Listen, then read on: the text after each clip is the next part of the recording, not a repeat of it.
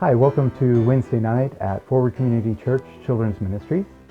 I'm here hanging out with Bubbles tonight. We have a Bible story for you. Last week we talked about Jacob the deceiver, and he deceived his family, his brother, his father, and he ended up having to run away because his brother Esau was going to kill him.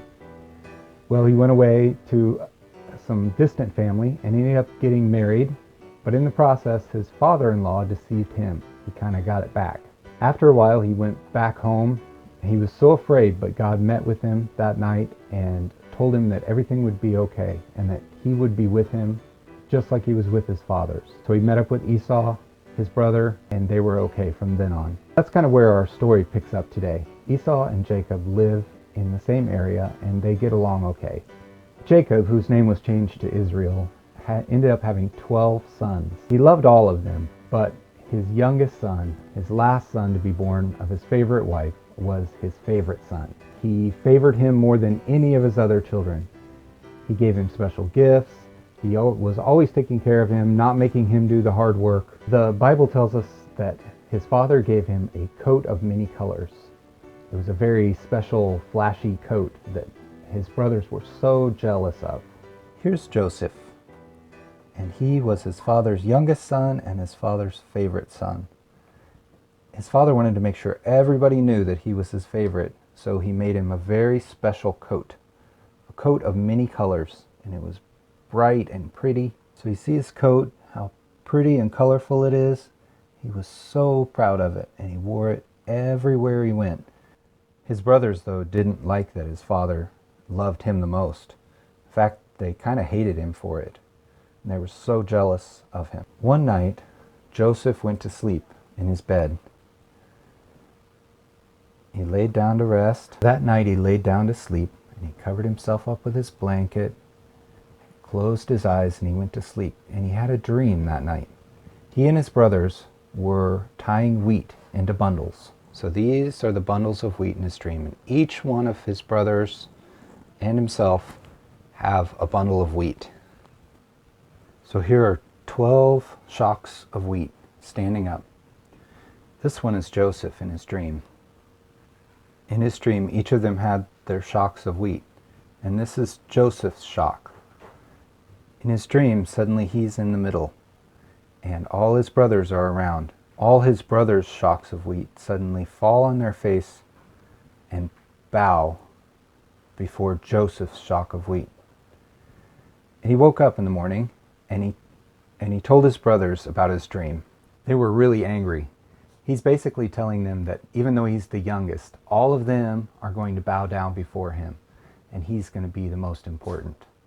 They were not happy with Joseph. After that, another night, he has yet another dream. In this dream, he's standing here, and in front of him appear the sun, the moon, and 11 stars are standing in front of Joseph.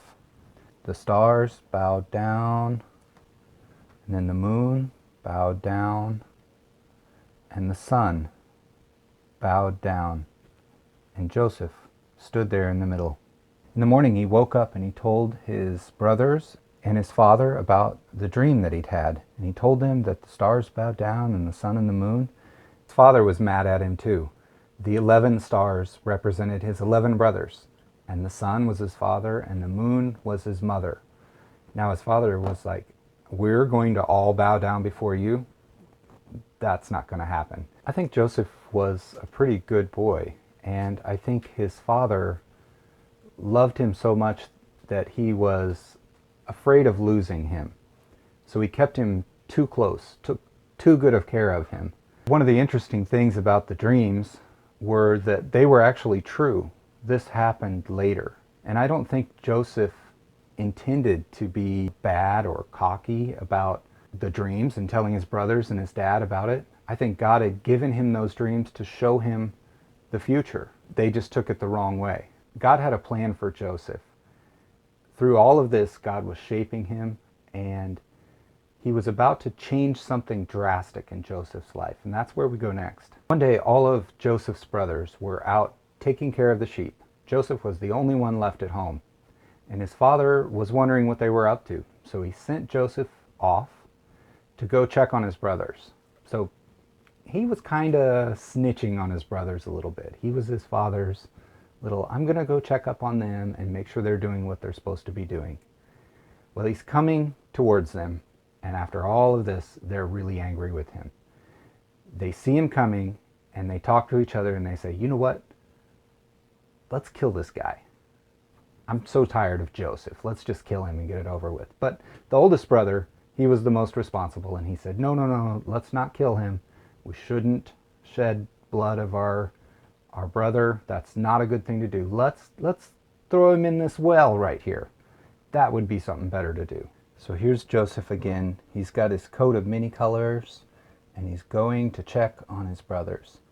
And as he comes closer, so here's our well. It's got a ladder to get into it. Joseph's brother comes up to him. He's like, hey Joseph, what's up? You know, we kind of don't like you very much. You're always wearing this coat, and you're always telling us about your dreams. You think you're better than us. So give me that coat. I'm taking it away from you. He takes his coat away from him. And then he told Joseph, go ahead, Joseph. Go up that ladder right there. Do it. Go up the ladder. Come on. So Joseph was like, what? What did I do? Why are you making me go up there? Go on. Get up the ladder. Go. So they forced Joseph to go up the ladder all the way to the top of the pit.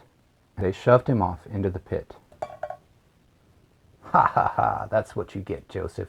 The well was really deep, and Joseph was trapped inside. I'm sure he was really scared. He was so sad, and he didn't know why his brothers would be so mean to him.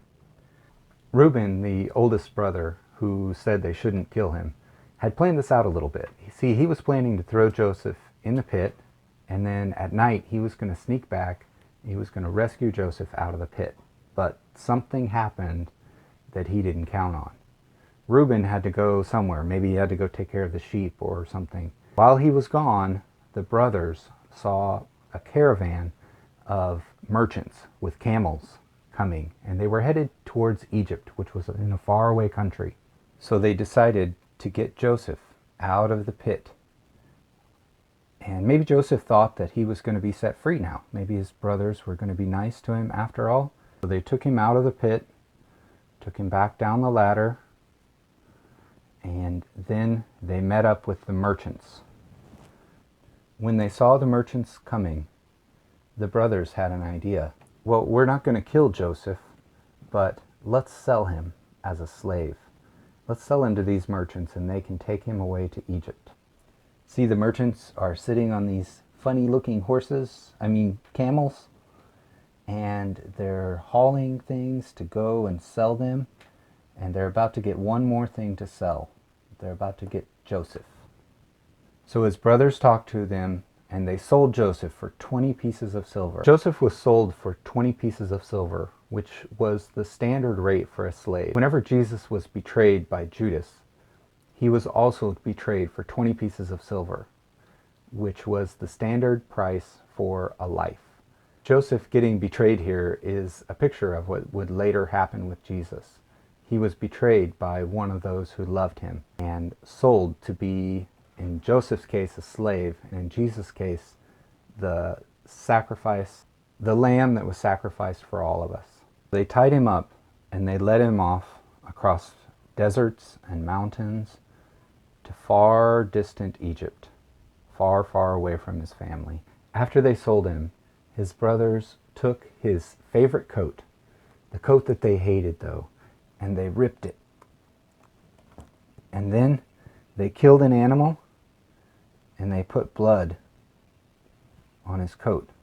And they took it back to his father and they said, we found this.